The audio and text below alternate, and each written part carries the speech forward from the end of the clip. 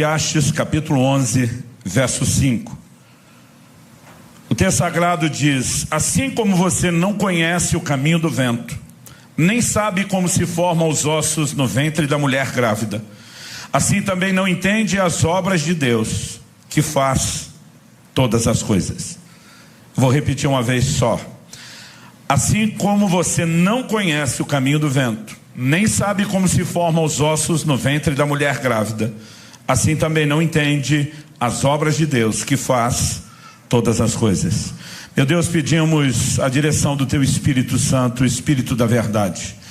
Pedimos que o Senhor nos permita, além de informação meramente humana, racional, mais do que simplesmente arrazoarmos no nível mental, nós oramos que a Tua palavra fale e cale nos nossos corações. Nós oramos que ela produza luz e entendimento, que ela venha com aquela aplicação individual que só os céus podem promover, que ela produza não apenas, ó Deus, aquela fé e resposta de correspondência necessária, mas que aquilo que o Senhor começar aqui continue mesmo depois dessa reunião. E nós te damos glória, honra e louvor pela certeza do que o Senhor não apenas vai falar, mas também fazer nas nossas vidas, em nome de Jesus, amém. O texto começa apresentando dois paralelos, duas ilustrações, antes de nos dar uma espécie de classificação do agir de Deus. Ele primeiro diz: assim como não sabes, uma versão diz, aqui eu estou lendo, diz: assim como você não conhece o caminho do vento. Depois diz: nem sabe como se formam os ossos no ventre da mulher grávida. Depois dessas duas ilustrações, ele diz: assim também não sabes, do mesmo jeito que você não sabe uma nem outra, assim também não sabes as obras de Deus, que faz todas as coisas. Essa palavra traduzida nas versões mais antigas como não sabes, aqui na Nova Almeida atualizada, ela apareceu como não conhece, depois não sabe e depois não entende, embora no original seja exatamente a mesma palavra. Acredito que essas tentativas de traduções diferentes visam apenas dar um significado mais abrangente, porque essa palavra, ela significa literalmente, no seu sentido primário, conhecer. Algumas possibilidades de expandir sua tradução é incluir junto com conhecer a ideia de perceber. Entre o conceito de percepção, existe nos léxicos uma menção específica de perceber e ver, ou seja, percepção visual. E acredito que justamente essa ideia de percepção visual é a que mais cabe no contexto. Porque quando ele diz assim como você não conhece o caminho do vento, ele basicamente não está falando apenas de algo que não se conhece, mas de algo que não se vê. Porque, por exemplo, eu posso saber em que direção o vento está soprando, pelo simples fato de que a brisa tocando o meu rosto denuncia. Ou observando as folhas de uma árvore balançando, eu sei, o vento está soprando para lá. Ainda que seja algo invisível aos nossos olhos, nós temos uma certa evidência. Mas nós temos hoje conhecimento não só de como as correntes de ar funcionam, a própria temperatura do ar produzindo movimento e circulação. Nós podemos até num determinado momento dizer está soprando para cá, mas nós não sabemos, como os antigos diziam, onde é que o vento faz a curva, onde é que a coisa muda. Eu, quando garoto, sou parte de uma geração anterior à do videogame.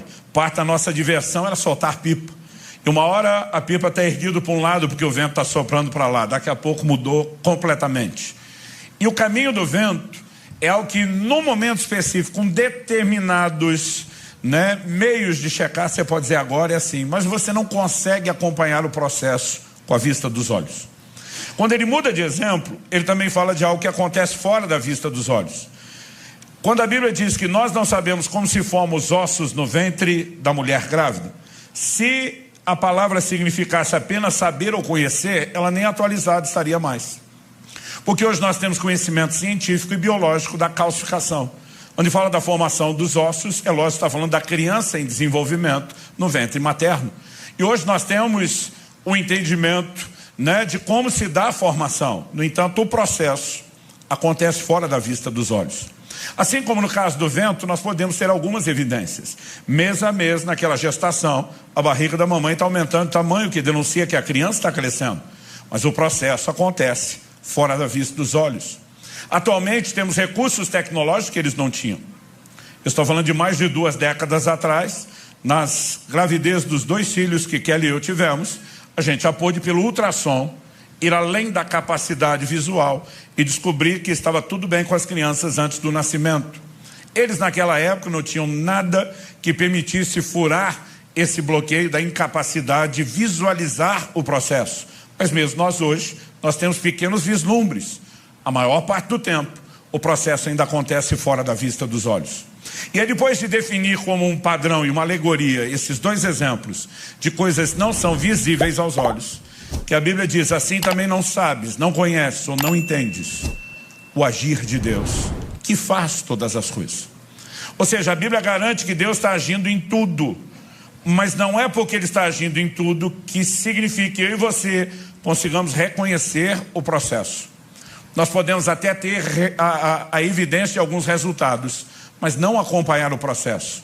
Porque o processo, assim como o caminho do vento, assim como o desenvolvimento da criança no ventre da mamãe, ela é, ou ele é, invisível aos nossos olhos. E o tema da minha mensagem hoje é o agir invisível de Deus. E há muitas razões pelas quais, biblicamente falando, nós podemos enumerar Deus ter escolhido agir de forma que é invisível aos nossos olhos. O primeiro deles, e é um dos focos da minha mensagem, embora eu não vou gastar tempo detalhando isso, diz respeito à fé. A Escritura diz que o justo viverá da sua fé. E o que é fé? Hebreus 11:1 diz que é a convicção de coisas que não se veem. E segundo aos Coríntios, no capítulo 5, no verso 7, Paulo diz, visto que andamos por fé e não por vista, porque andar por fé não é andar pela vista dos olhos.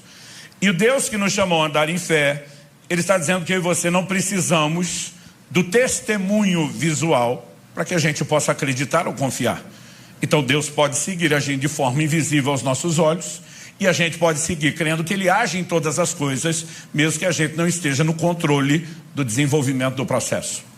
Mas eu quero dar um pouco mais de ênfase, embora o propósito da minha mensagem hoje seja fortalecer sua fé e confiança. Eu quero dar um pouco mais de ênfase a um outro aspecto, que eu já vou explicar na sequência. Em primeiro lugar, eu gostaria de destacar que o agir de Deus, ele vai além da nossa compreensão. Vai além da nossa compreensão, porque a mente de Deus, que tem planos em execução, é muito superior à nossa. E nós não temos a menor condição de acompanhá-lo. 1 Coríntios 2,14 diz que o homem natural, a palavra traduzida do natural é psíquico, entrega ao psique sua mente. Ele não entende as coisas do Espírito, porque lhe parecem loucura. Isaías 55, 8 e 9 diz que os caminhos de Deus são mais altos que os nossos. Por quê? Porque os pensamentos de Deus também são mais altos que os nossos. Então, planos e projetos estabelecidos por Deus determinam caminhos mais elevados do que seriam os nossos, porque nós não temos a capacidade de pensar, projetar, planejar, muito menos gerenciar como Ele tem. Agora, há algo interessante para se destacar nesse processo. Em Provérbios, no capítulo 25 e no verso 2, e é interessante reconhecer que essa declaração, embora inspirada pelo Espírito Santo, é feita por ninguém menos do que Salomão. Um homem que teve conhecimento e sabedoria que atraía pessoas de longe para ouvi-lo dissertar sobre muitas coisas. Ele diz em Provérbios 25:2, a glória de Deus é encobrir as coisas, mas a glória dos reis é investigá-las. Outra tradução diz, a glória dos reis é esquadrinhá-las, mas a NVI diz, é tentar descobri-las. Ou seja, enquanto Deus se gloria por encobrir, por esconder, os homens se gloriam por tentar detalhar. São características de cada um.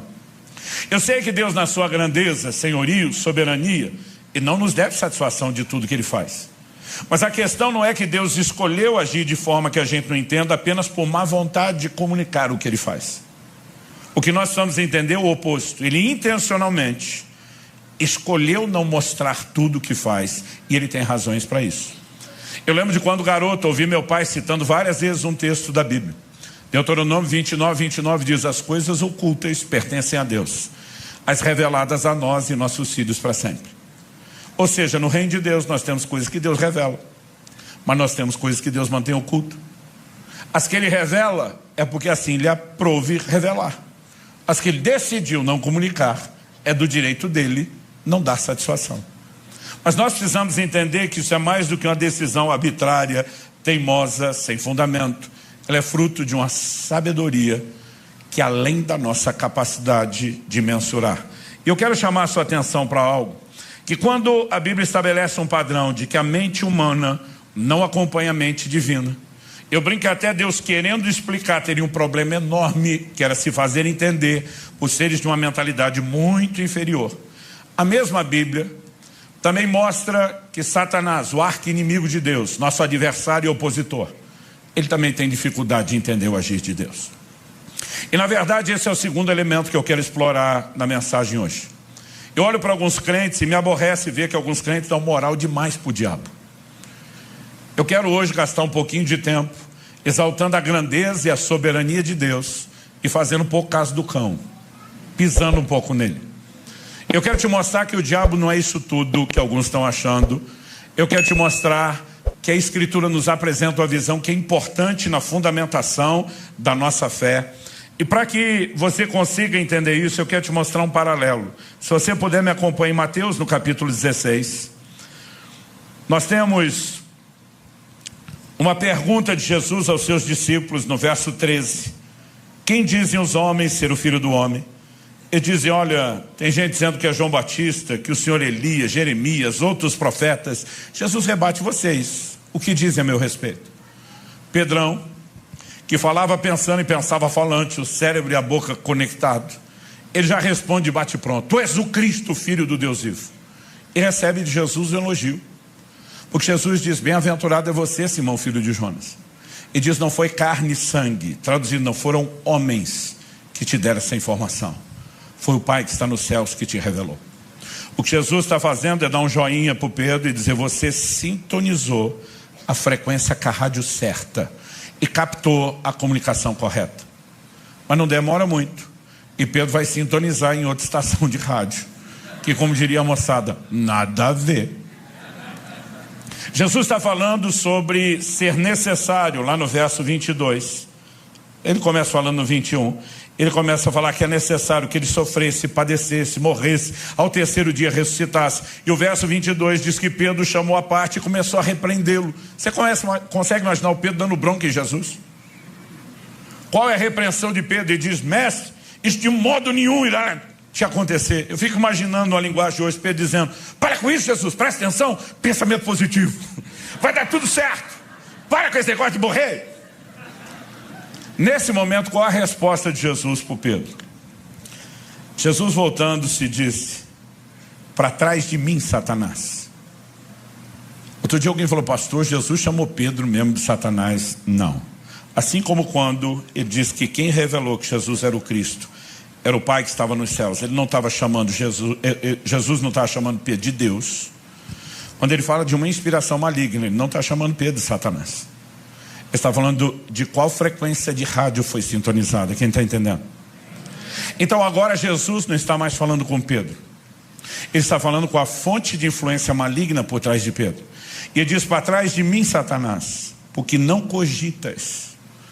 Outra tradução, como NVI diz, não pensa.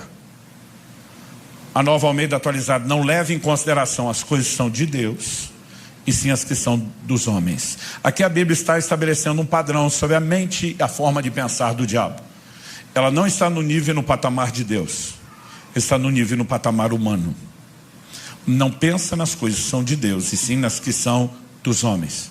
Pastor, o diabo, como anjo caído que é, ainda que caído, continua sendo anjo. Ele não tem uma mente superior à nossa, sim, e muito. A Bíblia diz que sua sabedoria se corrompeu, não que ele a perdeu. E é por isso que a Bíblia vai falar dos seus ardis, das suas maquinações, porque a sabedoria foi agora distorcida para o mal. Ou seja, o processador dele, falando em linguagem de computador, pode ser melhor que o nosso. Mas o sistema operacional é o mesmo. A forma de pensar e processar da mente de Satanás está no nível humano, não no patamar divino. Isso significa o quê? Que se os homens não entendem o agir de Deus, Satanás e o reino das trevas também não. Pastor, isso por acaso é algum tipo de notícia boa? Sim. Por que é uma boa notícia? Porque ao não entender a forma de Deus agir, mesmo em suas tentativas de resistência, Satanás não é páreo para a multiforme sabedoria de Deus. Olha o que diz Efésios capítulo 3, dos versos 8 até o 10. Efésios 3, de 8 a 10 diz assim: a mim, Paulo está falando, o menor de todos os santos, foi dada essa graça de pregar aos gentios o evangelho das insondáveis riquezas de Cristo. Ele está falando de coisas que não se sondam, não com a mente humana.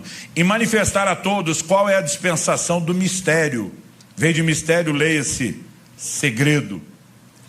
Que durante tempos passados esteve oculto em Deus. Lugar de oculto, você pode ler escondido. Esteve oculto em Deus que criou todas as coisas. E isso para que agora, não mais como era no passado, pela igreja, a multiforme sabedoria de Deus se torne conhecida dos principados e das potestades nas regiões celestiais, segundo o eterno propósito, verso 11, que Deus estabeleceu em Cristo Jesus, nosso Senhor. Então vamos entender algo. Paulo está dizendo que durante muito tempo no passado, Deus manteve algumas coisas em oculto, em segredo. E ele fez isso, por quê? Para que agora, pela igreja, ele manifestasse, revelasse sua multiforme sabedoria. Sabedoria de Deus é tão grande, é tão expansiva, é tão fora da nossa capacidade de mensurar, que a única tentativa bíblica de dar um adjetivo que o homem entenda é multiforme. Ela tem muitas formas. Ou seja, ela além de gigantesca, imensurável, imprevisível. Mas Deus fez questão de usar a igreja e o momento do aparecimento da igreja no cenário para jogar na cara dos principados e potestades sua multiforme sabedoria. A geração de meus pais tinha um ditado que repetiam com frequência e já caiu em desuso. Para indicar esperteza, eles diziam assim: enquanto você está indo, eu já estou voltando. Na verdade, isso é um encurtamento de uma outra versão que diz: enquanto você está indo com milho, eu já estou voltando com o fubá pronto. Eu diria que enquanto o diabo está indo, Deus já foi e voltou eternas vezes. E ele está mandando uma mensagem de que na obra redentora, no propósito em Cristo, ao levantar a igreja, ele jogou na cara dos principados e potestades sua multiforme sabedoria. Quando você olha para a Escritura ao longo do Antigo Testamento, não é clara a ideia de que Deus enviará seu Filho, que se fará homem e que precisará morrer por nós. Todo o conceito do reino de Deus neles era baseado no Messias que viria como um general de guerra e um conquistador no nível natural. Aliás, qual era o entendimento que eles tinham de reino de Deus? Ao longo das Escrituras, isso vai sendo expandido, e o ápice é a revelação que nós temos no livro de Daniel. Quando Nabucodonosor sonha com uma estátua composta de 4 metais diferentes. Capítulo 2 fala que ele sonha com uma estátua que a cabeça era de ouro, o peito e os braços de prata, o ventre de bronze, mas as pernas de ferro. Então uma pedra era cortada sem auxílio de mãos, o que não fala de intervenção humana, mas divina. Essa pedra vinha atingir a estátua onde? Nos pés. A estátua esmiuçava, virava poeira, era levada pelo vento, não sobrava nada. Mas a pedra que a destruiu, crescia, se tornava uma montanha que enchia toda a terra. Daniel vai interpretar o sonho profético para o rei de Babilônia e diz: você é a cabeça. Babilônia foi o primeiro império de proporções mundiais na história da humanidade. Ninguém antes governou o mundo. Os babilônicos foram os primeiros, os pioneiros nisso. Mas ele olha para o rei e diz: depois de ti se levantará um reino inferior ao teu. Ou seja, mudança de metal é mudança de reino. E nós sabemos pelo livro de Daniel e a confirmação da história que os medo-persas sucederam os babilônios no governo mundial. Mas depois, por sua vez, também foram sucedidos por um terceiro reinado, já profetizado no livro de Daniel, a Grécia de Alexandre o Grande. Mas a Bíblia estava dizendo que não seria nos dias nem do primeiro, Babilônia, nem do segundo, os medo-persas, nem do terceiro império mundial, mas no dia do quarto, uma pedra viria para derrubar aquilo tudo. Qual é o quarto império? Romano. Quando que Jesus aparece dizendo: o tempo está cumprido e o reino de Deus é chegado? Nos dias do quarto império. É por isso que a expectativa estava altíssima. Todo mundo estava dizendo: a qualquer momento Deus vai derrubar o reino dos homens. Mas a expectativa deles era de um reino humano. Por isso que mesmo depois da ressurreição, Atos 1:6, os discípulos estão perguntando: é nesse tempo que restauras o reino a Israel? O que é que eles esperavam andando com Cristo? Nós vamos dominar o mundo. A Bíblia diz que Tiago e João, com a ajuda de mamãe, vão interceder para Jesus, dizendo: Senhor, quando te assentares trono da tua glória. Permita que a gente se sente um à sua esquerda, outro à sua direita. O que os dois estavam pedindo? Deixa a gente ser ministro da fazenda e do planejamento. Deixa a faca e o queijo na mão da família. E a Bíblia diz que os 10 se revoltaram com isso. Por que revoltaram? Porque também queria os lugares à direita e à esquerda de honra. A maioria deles teve dificuldade para enxergar o aspecto espiritual. Por quê? Porque essas profecias não eram tão claras. Por que não eram tão claras? Deus fez questão de manter oculto, não apenas dos homens, mas do reino das trevas. Quando Jesus se manifesta, o diabo está vendido, perdido na história. A insinuação por meio de Pedro é para que morrer, desiste dessa ideia, nada disso. Mas quem que entra em Judas depois para negociar a venda e a traição de Jesus? O próprio Satanás. Todo dia alguém falou, pastor, bipolaridade. Eu falei, não, estava perdido. Ele não sabe se para o processo de declaração de Jesus de morte, ele não sabe se o encaminha de vez para a cruz para tentar eliminar a ameaça. E o fato é que ao tentar se livrar de Cristo, sem que entendesse o que estava fazendo, o diabo cooperou para que a obra da redenção acontecesse. Por que ele fez isso? Porque ele queria cooperar com o plano de Deus? Não. Imagina Deus, uma linguagem de hoje para você entender, olhando do céu e dizendo, sabe de nada, inocente. Anos atrás eu vi uma declaração da irmã Valnice Milhomes que eu gostei e incorporei no meu vocabulário. Ela dizia, assim como nós armamos ratoeiras para pegar ratos, Deus arma sataneiras para pegar Satanás. Ele coloca armadilhas diante de alguém que não consegue entender os movimentos divinos. E mesmo quando ele tenta se opor, ele acaba reincidindo num comportamento. Ele coopera com Deus. Eu sei que a ideia de Satanás a serviço de Deus é assustadora para alguns, mas esse aparente paradoxo, essa aparente contradição, ela precisa ser entendida e explorada na Bíblia. O diabo não acabou cooperando só para que a morte de Jesus acontecesse. Durante todo o Antigo Testamento, ele imagina que o povo do reino, todo o reino, precisa não só de um rei, precisa dos súditos. Ele imagina que a descendência natural de Abraão. Até porque Deus fez promessas a Abraão e a sua descendência. Mas Deus disse para Abraão, sua descendência será numerosa como a areia do mar. Ele está falando de algo numeroso, incontável, sim. Mas Deus também disse, ela será numerosa como as estrelas do céu. O que ele estava dizendo? Só de outra coisa numerosa e incontável? Não, ele está dizendo, eu vou te dar uma linhagem terrena, mas eu também vou te dar uma linhagem celestial. É isso que João tenta explicar. Veio para o que era seu, a linhagem natural, mas os seus não receberam. Mas a todos quantos o receberam, deu-lhes o direito de serem feitos seus filhos. E Paulo vai explicar que os gentios são os filhos da fé. Aos romanos ele diz que nós fomos simplesmente enxertados na oliveira. E o que eu estou tentando te apresentar aqui? O conceito de povo de Deus, olhando só para a perspectiva de Israel natural, era incompleto. No Antigo Testamento, toda a oposição de Satanás se vira contra esse povo. O livro de Esther conta a história de como num dia tentaram exterminar uma raça inteira. Mas quando o diabo acorda, ele não só perseguiu o povo errado, empurrou Jesus para a cruz, contribuiu com o plano de salvação, mas ele assiste debaixo do seu nariz a fundação e o levantamento da igreja. E a Bíblia diz, por meio da igreja, Deus está manifestando sua multiforme sabedoria. Deus está dizendo para os principados e potestades, sabe de nada, inocente. A hora que ele percebe o que aconteceu é tarde, a igreja começou, o evangelho está sendo pregado com poder, um avivamento está acontecendo em Jerusalém. Mas Deus tinha dito, vocês vão receber poder ao descer sobre vós o Espírito Santo, e vocês serão minhas testemunhas onde? Jerusalém, Judéia, Samaria, até os confins da terra. Está falando de progressão. É quase como se dissesse São Paulo, região metropolitana, o estado, o país. Ele está falando de progressão, mas ninguém saiu de Jerusalém. Pessoas vinham da Judéia, mas eles não estavam indo à Judéia. Mas Atos 8:1 diz, se levanta grande perseguição contra a igreja, porque agora o diabo vira o canhão de Israel para a igreja. E quando a perseguição começou, e ela foi intensa, Atos 8:1 não só diz que foi uma grande perseguição, mas Atos 8:4 diz que todos, exceto os apóstolos, foram dispersos. Estamos falando de uma igreja de milhares e milhares e milhares de pessoas, e só sobraram os apóstolos.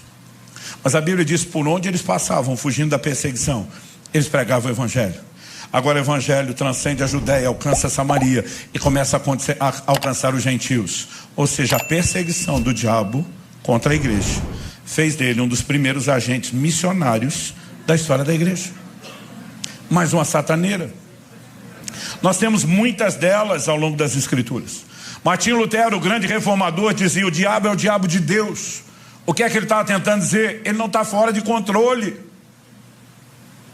Eu vejo uns crentes que ficam apavorados, com medo do diabo, do reino das trevas, como se ele fosse muito mais do que é. Meu querido, a escritura diz que maior é aquele que está em nós do que aquele que está no mundo. Mas algo que nós precisamos entender é que a Bíblia não apresenta um diabo fora de controle. Outro dia uma pessoa veio falar comigo, não, e ela falava baixinho assim, olhando para o lado, porque o caborja, e o que é o caborja? A pessoa dava assim, não, fala baixo. É dizer, é o diabo. Eu falei, por que tu está chamando o diabo de caborja? Para ele não ouvir. Com medo. Eu falei, gente, nós precisamos rever essa nossa teologia. Houve uma época em que a igreja, chamada para entender batalha espiritual, começou a andar numa neurose, com medo, olhando para trás, por cima dos ombros. Ao que eu e você precisamos compreender, o diabo não está fora de controle. Alguém o rotulou como uma espécie de cachorro na coleira, só vai até onde o tamanho da corrente permite. O diabo tem movimentos que são restritos pelo próprio Deus soberano. 1 de Pedro capítulo 5 verso 8 diz: o diabo, vosso adversário, anda em vosso derredor, bramando como leão, buscando a quem possa tragar. Ele pode tragar qualquer um? Não. É por isso que Efésios 4:27 diz: não deis lugar ao diabo. Nós temos um muro de proteção à nossa volta. E se você não dá, na linguagem dos crentes antigamente, brecha, ele não tem direito de entrar. Aliás, Tiago 4:7 diz: resistir ao diabo e ele fugirá de vós.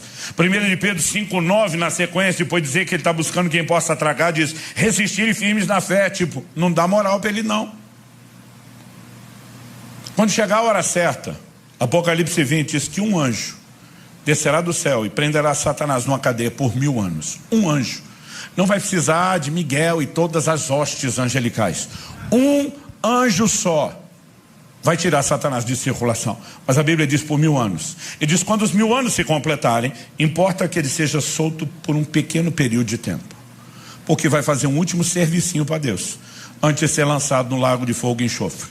E quando eu li isso, quando criança, do lago de fogo e de enxofre, eu dizia: bem feito. Ao que eu e você precisamos compreender é que ao longo das escrituras nós não enxergamos um Satanás fora de controle. Por mais que ele tente se opor em rebeldia a Deus. Tente você imaginar o desafio de jogar xadrez, não só com o criador do xadrez, com a mente mais exímia possível para jogar o jogo. E que além de tudo isso, ele sabe antecipadamente todos os movimentos que o seu oponente vai fazer. Como é que alguém ganha esse jogo dessa pessoa? A Bíblia apresenta um Deus que não é só onisciente, mas é presciente, sabe tudo de antemão. Esse Deus é onipotente, é o Todo-Poderoso, onipresente. Com tudo isso, você acha mesmo que ele está fora do controle? Agora, o que nós precisamos entender e compreender é que às vezes esse Deus, por razões que não entendemos, porque tem um agir que é invisível aos nossos olhos, ele permite ações satânicas. Ou seja, biblicamente falando, existem permissões divinas para ações satânicas. Os historiadores dizem que Martinho Lutero, o reformador, hoje é o dia de falar dele, ele queria tirar o livro de Tiago da Bíblia. Porque ele foi o cara que trouxe a revelação de volta para a igreja da salvação pela fé e não por obras. E quando ele lia Tiago dizendo: me mostra sua fé que eu te mostro minhas obras, ele não conseguia conciliar as declarações. Ele não viu o quadro completo. Ele achava que aquilo era contraditório e dizia: não merece estar na Bíblia. Se dependesse dele, o livro de Tiago tinha saído da Bíblia. Eu nunca me preocupei em tirar o livro de Tiago da Bíblia, mas se eu pudesse tirar um, teria sido o livro de Jó. Porque quando eu li o livro de Jó, me dava um desespero. Eu dizia: Deus, por que esse livro está aqui? Não é bom para você, não é bom para a sua imagem. O livro começa com Deus falando de Jó, jogando na cara do cão, dizendo para o diabo: viste meu servo Jó, não há ninguém justo e irrepreensível como ele. Deus está dizendo: é o cara, é o crente modelo. Aí o diabo diz assim também: o Senhor abençoou o cara, as obras das suas mãos, o cercaste com a sebe. A palavra sebe significa muro. O que o diabo está dizendo? O cara, além de abençoado e feliz com a bênção, está rodeadinho por um muro de proteção. Ou seja, eu não posso tocá-lo. O diabo diz para Deus: me deixa tocar nele para ver se a festinha de fidelidade continua. Eu dizia para Deus: o Senhor vai jogar o jogo do diabo, vai entrar nisso. Quando eu era criança, eu falava para alguns amigos, duvido que você faz, só para entrar na cabeça dele e ver ele fazer. Eu falei, só porque o diabo diz, duvido que o senhor faz, o senhor vai fazer. E Deus disse, tá bom, eu estou tirando a proteção e estou deixando você tocar. Toca no que ele tem, mas não toca nele. E a Bíblia diz que Jó não pecou, mesmo com a perda de tudo que ele tinha. Num segundo momento, eu jogo na cara do diabo e diz, está ali de pé, dando glória. As coisas que ele perdeu, está num patamar. Deixa eu tocar no corpo dele. O Senhor diz, toca no corpo, mas não tira a vida. Todas as permissões têm restrição. E o diabo toca no corpo. E ainda assim Jó não blasfema contra Deus. Eu dizia para Deus, tudo isso só para provar o ponto que o Senhor já sabia. E o Jó pagando a conta, porque o Senhor e o diabo estão nesse joguinho. Mas e o Senhor não está sendo um bom Deus? Entregasse o crente meia boca na mão do Satanás, não o seu exemplar da vitrine. Alguém aqui já tentou ensinar Deus a ser Deus? Eu várias vezes quis dar sermão nele. O Senhor não está sendo um bom Deus, o Senhor não está fazendo direito. Não é para isso que o Senhor ganha, só faltava falar isso. E o livro de Jó me dava dor de barriga. E eu fiz malabarismos exegéticos para tentar explicar que o que aconteceu é culpa de Jó, não de Deus, porque alguém tinha que proteger a imagem de Deus. Então em Jó 3,25, Jó afirma, aquilo que eu temia me sobreveio, o que eu receava me aconteceu. Eu dizia, está aqui. Jó abriu a porta para o diabo pelo medo. E eu digo para as pessoas, isso é verdade. O medo é uma fé ao contrário. É a convicção de que algo ruim vai lhe acontecer. Eu dizia, o negócio tem nada a ver com Deus, é com o diabo. Foi ele que deu moral, deu espaço, deu lugar para Satanás. Onde uma pessoa que eu respeito muito, e ela também, de forma recíproca, sempre demonstrou muito respeito, ela me procura. E ela vem com um jogo de palavras assim, muito suave, alimentando meu ego para eu não perceber de cara o confronto. Eu disse, Subirá, me ajuda a entender uma coisa, porque você é uma pessoa assim, estudiosa das escrituras, sábio. Eu vi uma mensagem sua sobre Jó, mas eu não consegui acompanhar seu nível de raciocínio. Se você tiver paciência, se puder me ajudar. E eu, pois não. Eu disse, eu vi você falando, baseado em Jó 3,25, que Jó deu lugar para o diabo. Eu falei, exatamente. Ela falou, só me ajuda a entender algo, porque assim, o seu raciocínio é muito rápido, eu não acompanhei. Ela diz no início do livro, Deus chama o cara de irrepreensível. E se Deus diz que o cara não tem do que ser repreendido, como é que você conseguiu botar defeito nele? Eu falei, então, Deus chamou mesmo de irrepreensível? Aí diz, segundo, você ensina as pessoas a não dar brecha. Mas o Jó vai lá e deu a brecha através do medo. Pela brecha o diabo já podia entrar porque ele autorizou. Mas em vez do diabo entrar pela brecha, ele fica esperando Deus dar autorização para usar a entrada da brecha que o Jó já deu. Eu disse, por que essa burocracia está misturando as responsabilidades de todo mundo? Eu falei, resumindo, você acabou com a minha doutrina. Eu falei, Luciano, o diabo só tocou porque Deus permitiu. E a verdade é que o diabo só toca em alguém com permissão, ou da própria pessoa, ou uma permissão soberana de Deus. E no livro de Jó não é Jó dando a permissão. Só que para nós é desconfortável imaginar Deus entregando alguém de bandeja, em algum nível de exposição mesmo que não seja completo, ao diabo.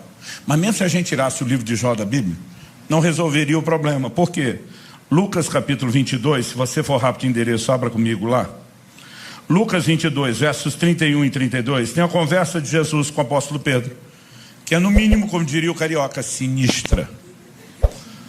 Eu imagino os dois andando, caminhando juntos, e Jesus dizendo que está no 31, Simão, Simão, por 7 vezes, Deus chama alguém pelo nome 2 vezes seguida, repetido. Todas as 7 vezes na Bíblia, que vem alguma crise que vai ser tratada. Eu acho que se Pedro tivesse essa revelação, só de ouvir isso já dava um frio na espinha. Acho que ele já pensaria, deu ruim. Jesus disse, Simão, Simão, eis que Satanás pediu para peneirar vocês como trigo. Gente, não é uma conversa comum. Então, Pedro, deixa eu te dar a letra. Satanás, o cão, o caborja, quer peneirar vocês. Quer passar a peneira, é ver o que fica e o que passa. O cão quer peneirar vocês e ver o que é que sobra. Imagina a cara de perplexo, surpreso de Pedro, olhando para Jesus, dizendo, o Senhor não permitiria isso, não é verdade? Imagino Jesus numa pausa dramática, mantendo silêncio, sem responder nada. E o Pedro insistindo, Jesus, o Senhor não permitiria uma coisa dessa? Permitiria. Imagino Jesus dando até uma subiadinha de responder. Mas o que é que Jesus disse para Pedro? Pedro, eu orei por você. Imagino já Pedro querendo dar um suspiro, graças a Deus não vai acontecer. E Jesus termina, para que a sua fé não desfaleça. Resumindo, permissão concedida, a peneira vai comer solta. Mas isso não significa que eu estou te abandonando, isso não significa que eu estou virando as costas para você, eu sou seu intercessor. E quando você se converter, fortalece os seus irmãos. Sabe o que Jesus está dizendo? O fato de eu dar uma permissão divina para uma ação satânica contra você não significa que eu te abandonei e nem que eu não posso tirar lucro dessa situação. Eu estou intercedendo para a sua fé não desfalecer. Mais do que isso, quando você se converter, porque esse processo não vai te destruir, vai te aperfeiçoar. Usa o seu crescimento para fortalecer os seus irmãos. Não dá para negar isso, gente. E se a gente tirasse esse texto da Bíblia também? Aí você vai ter que lidar com Apocalipse 2:10, carta ao anjo da igreja de Esmirna. O diabo está para lançar alguns de vós na prisão. O diabo, Deus diz que é o diabo. Ele não só diz, gente, uma casualidade aí vai rolar. Ele está dizendo, é o diabo. Mas ele não diz, usa a autoridade do crente, repreende em nome de Jesus. E há momentos que é assim que nós vamos lidar. Ele só diz, ser fiel até a morte, e dar-te-ei a coroa da vida. O que é ser fiel? Não é apenas comprometido. Fiel é de fato a atitude daquele que tem fé. O que ele está dizendo é, fica comprometido como um sinal de que você continua crendo. Não há razão para duvidar. Mesmo que por alguma razão que você não entenda, eu permita o diabo te arrastar para a prisão. Confia em mim. Deus não tem que ficar dando satisfação do que faz por que faz. E ele tem uma forma de agir que é invisível aos nossos olhos. Mas nós temos uma declaração de Jesus a Pedro no momento do lava-pés. E diz, Pedro, o que eu faço? Não entenderás agora, entenderás depois. Ou seja, ele está dizendo, você não precisa entender nesse momento. Nesse momento você precisa confiar. Mas a boa notícia é que em algum outro momento nós poderemos entender. Talvez ainda nessa vida, talvez no porvir. Eu gosto de uma frase, por isso que eu brinquei que hoje é o dia de citar Lutero, também atribuído a Lutero. Ele diz, não sei por quais caminhos Deus me conduz, mas conheço bem o meu guia. Eu e você não precisamos conhecer os caminhos nem os processos, nós sabemos os resultados onde ele vai nos levar. Adversidades que Deus permite não significa que ele deixou de estar comprometido, nos amando, preocupando com cada um de nós, cuidando de cada um de nós. Olha os amigos de Daniel, foram lançados na fornalha de fogo por fidelidade a Deus. Não me parece um bom prêmio ou recompensa. E um dia eu vi um pregador, o fogo não queimou nada. Eu pensei, não é bem assim. A Bíblia diz que o fogo não queimou um fio de cabelo, eles não tinham cheiro de fumaça, não mudou as roupas, mas o fogo queimou uma coisa. Por 3 vezes, a Bíblia enfatiza que os 3 foram lançados na fornalha amarrados. Mas o rei Nabucodonosor, surpreendido, olha e pergunta para aquela turma em volta que ganha para concordar com ele. Nós não lançamos 3 homens amarrados no fogo. A turma diz, é verdade, rei. E diz, eu vejo 4 homens soltos. O fogo queimou as cordas que os prendiam.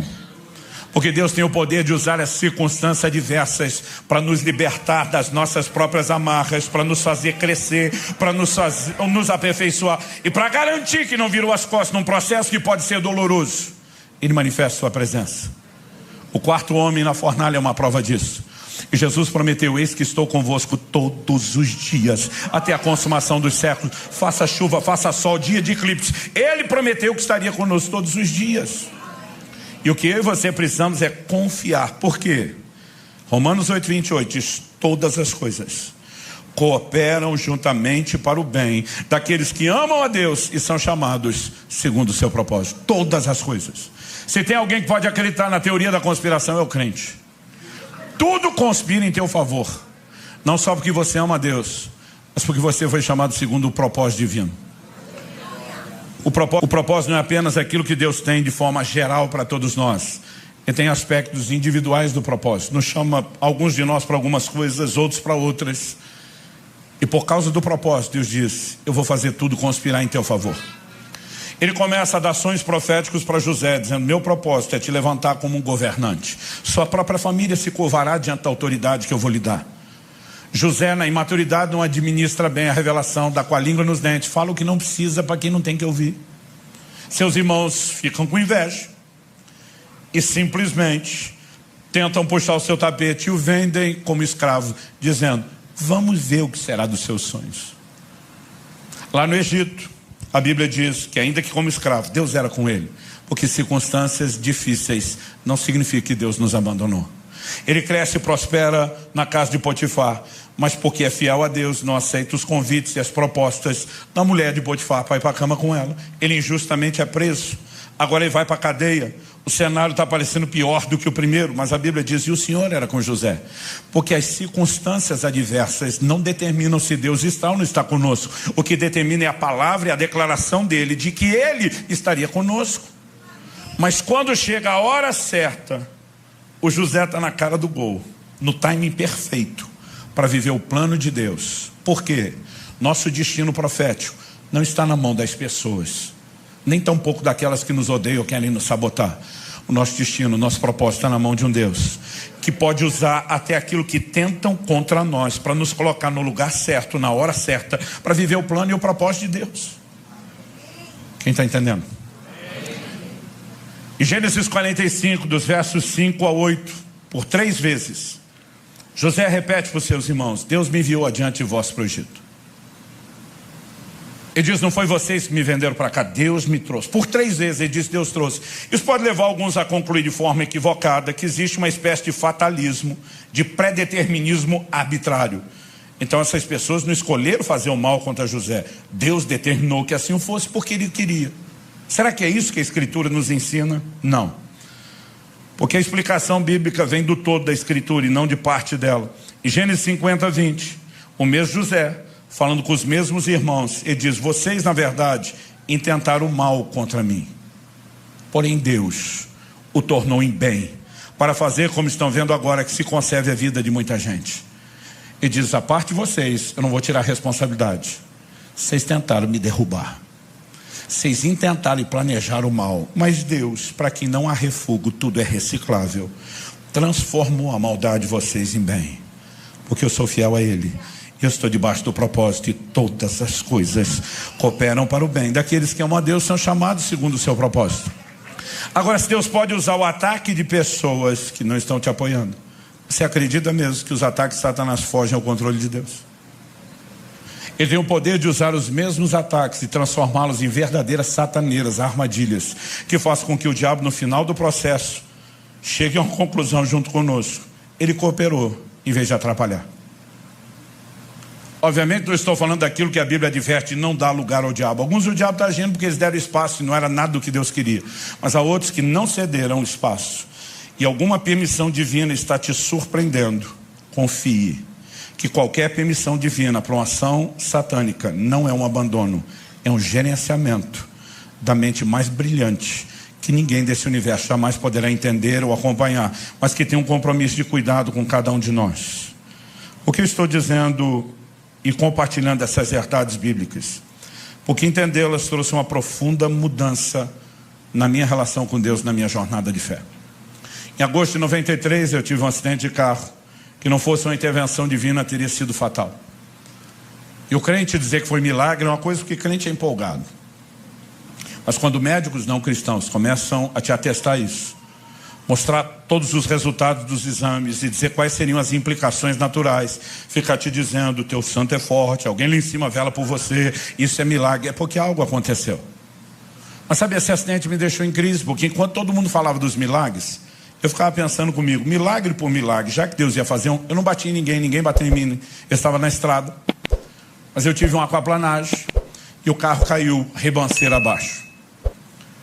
Eu tinha acabado de trocar de carro e pensei, estava de mudança de São Paulo para Curitiba, falei, quando chegar lá faço o seguro. Até hoje não fiz, porque deu perda total naquele carro. Tudo que estava dentro do carro era toda a minha mudança, tudo que eu tinha. O Paraty, para quem lembra dos carros antigos, o banco abaixado, tudo carregado até o teto. O que não se perdeu no acidente foi roubado enquanto era socorrido. Eu descubro que eu estou no hospital só com a roupa do corpo rasgada, ensanguentada, e que eu não tenho mais nada. Paralelo a isso, várias outras áreas da minha vida resolveram desmoronar tudo de uma vez, como se eu tivesse ganhado o dom do para-raio. Tudo caía em cima de mim. E eu ficava dizendo para Deus, milagre por milagre, já que o Senhor ia fazer, eu não podia ter arrumado o carro na estrada. Em vez de deixar eu me arrebentar lá na ribanceira para depois dizer, salvei você, viu? Você não dava para fazer um milagre inteiro? Enquanto todo mundo estava empolgado, eu estava triste. Até porque eu dizia para Deus, Cadê o seu cuidado? Cadê o seu amor? Cadê a sua proteção? Enquanto todo mundo estava olhando minha vida, tendo sido guardada, eu ficava olhando para as perdas materiais. Mas a dor não era o que é material. Era ler de forma equivocada naquilo que Deus não tinha sido um bom Deus. Que Ele não tinha demonstrado amor e cuidado. E o pior é que Ele não dava satisfação de nada. E não foi por falta de pedir. Dizer, por favor, me diga o que está acontecendo. Eu sou o tipo de pessoa que gosta de um bom debate, de uma boa discussão, no sentido de argumentação, não precisa ser de briga. No início do meu casamento, Deus me deu uma mulher muito meiga, muito doce, mas eu dizia para ela, se você me ama, discute comigo, porque eu não suporto o silêncio. E Deus não falava nada. Eu ameacei ele, falei que ia fazer greve no ministério, que ia parar, nada. 1 ano e 3 meses depois, esse acidente acabou trazendo mudança, eu deixei um ministério itinerante e fui para o pastorado. Depois de um tempo sendo provado à frente do pastorado, chegou o momento de ser reconhecido e ordenado. No dia da ordenação, eu e mais 2 colegas estamos recebendo oração em posição de mãos. E um dos pastores, na hora que impõe as mãos sobre mim para orar comigo, ele tem uma visão aberta de um anjo de Deus em pé ao meu lado. Ele viu o anjo como você está me vendo. Ele ouviu o anjo falar com ele como você está me ouvindo. E para encurtar a história, o anjo disse, diga para ele que o acidente de carro que ele teve no ano passado foi de fato, como ele diz nas orações dele, uma tentativa de Satanás. Porque eu dizia para Deus, você é coisa do cão. O tempo todo na oração. Eu dizia, mas nós 2 sabemos que o diabo só toca com permissão. Eu dizia para Deus, nós 2 sabemos que ou é uma permissão humana ou uma divina. E nós 2 sabemos que não fui eu que dei a permissão. Então está dizendo para ele, por que é que o senhor daria? Eu fui fiel. Sabota o crente meia boca, não eu. E o anjo diz, diga para ele que, como ele diz nas orações, de fato foi Satanás. Porque Satanás o via como uma ameaça e queria pará-lo. Mas o anjo diz, diga para ele por que Deus o permitiu. Em agosto desse ano isso completa 30 anos. E sabe o que é o curioso? Eu ainda tenho vergonha de contar essa história. O anjo disse, Satanás queria pará-lo porque o via como uma ameaça. Deus precisava pará-lo para não perdê-lo. O ministério dele estava crescendo mais rápido do que a capacidade dele de se deixar ser tratado e trabalhado por Deus. Era só uma questão de tempo. E o sucesso se transformaria em fracasso. Ele iria sucumbir debaixo do peso do próprio ministério. Deus precisava pará-lo e decidiu usar essa circunstância. O Senhor vai segurá-lo nessa cidade por um tempo até tratar profundamente com ele. Mas somente depois de muitos anos liberá-lo para voltar a correr e viajar não só o Brasil, mas as nações. Mal sabia eu que esse castigo ia levar pelo menos uns 25 anos antes de voltar a fazer o que ele estava fazendo. Mas quando eu consegui entender o outro lado, a outra versão, a vergonha era enorme. Eu dizia para Deus, me perdoa. Eu estava aqui protestando, murmurando, reclamando da sua suposta falta de amor e cuidado, enquanto o Senhor estava cuidando de mim. Assim como não sabes o caminho do vento, nem como se formam os ossos no ventre da mulher grávida, é o que a Bíblia diz, não sabes as obras de Deus, que faz todas as coisas. Não é porque você não está vendo que Ele não está agindo. Mas eu descobri que Deus colocou diante do diabo uma sataneira. Ele doido para me destruir. Deus diz, vai que é tua. Pega o menino na estrada. E hoje quando eu olho para trás, eu irônico e sarcasticamente falo pro cão, tu foi uma bênção na minha vida. E a vontade de dizer, mané. Achou que ia me destruir e contribuiu com o processo. Quem está entendendo? Eu e você precisamos de um nível de compreensão que não importa o que estamos enfrentando. Deus falou comigo claramente depois disso. Eu te deixei entender o que aconteceu no acidente, porque eu quero que você proclame uma mensagem à minha igreja. Chame meus filhos a confiar em mim, mesmo quando eles não entendem o que está acontecendo. Leve-os a um lugar de confiança irrestrita. O Senhor diz, mas apesar de eu ter permitido que você entendesse o que aconteceu nesse acidente, para ajudar na didática do ensino, Ele falou, isso não significa que eu vou ficar te dando satisfação de tudo que eu estou fazendo na sua vida daqui para frente. Mas algo que eu aprendi é confiar, mesmo sem ver. Eu queria que você ficasse em pé para parecer que está acabando.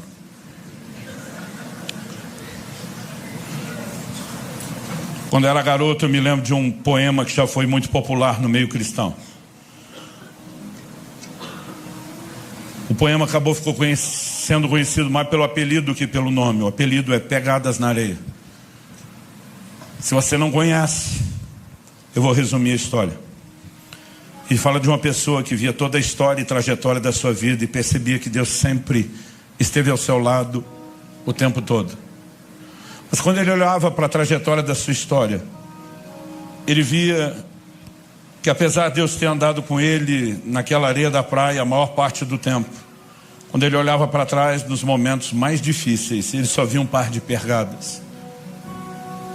E a pergunta que fazia a Deus era: aonde o Senhor estava nos momentos mais difíceis? Porque o seu par de pegadas não estava ali. E a resposta de Deus era: o par de pegadas que sumiu não foi o meu, foram os seus. Eu estava te carregando no colo. Eu vi muito esse poema. Eu nem entendia porque as pessoas se emocionavam com ele. Até entender tudo aquilo que eu passei, viver o que eu vivi, começar a entender a doutrina bíblica. Em momentos onde eu olho para trás e tenho a sensação de que ele me abandonou, eu digo: essa não é a versão real. Não tem a menor chance dele te abandonar. E diz: eu estou contigo todos os dias, convosco, todos os dias, até a consumação dos séculos. E diz: eu é que sei os pensamentos que eu tenho a seu respeito. Quando Deus fala isso para Israel, ele está dizendo: não é você que vai dizer que sabe o que eu penso. Quem sabe o que eu penso de vocês sou eu. Eu é que sei. E diz: são planos de bem, não de mal, para vos dar um futuro e uma esperança. Eu creio que nessa noite Deus quer provocar nossa fé e confiança a um novo nível de resposta. E eu creio que Ele quer derramar de forma sobrenatural nesse lugar um bálsamo. Porque muitos de vocês estão com a dor entalada aí dentro, lutando para não sucumbir a nenhuma crise de fé, mas completamente perdidos no processo. Deus está dizendo: para de procurar entender o que não sabes agora, e entenderás depois. Chegará um dia onde eu não sei se Deus vai dar explicação, se nós vamos entender automaticamente. Chegará um dia onde com certeza haverá entendimento. Mas até que esse dia chegue, a fé se apoia no caráter de Deus, e um Deus está acima de qualquer suspeita. Eu queria que você falasse com Deus por uns instantes e cresça que é uma provisão sobrenatural hoje, de um bálsamo para tocar essa dor aí dentro de você, que você sabe o que é. Espírito Santo, se o Senhor não agir, terá sido só uma palestra, no máximo motivacional.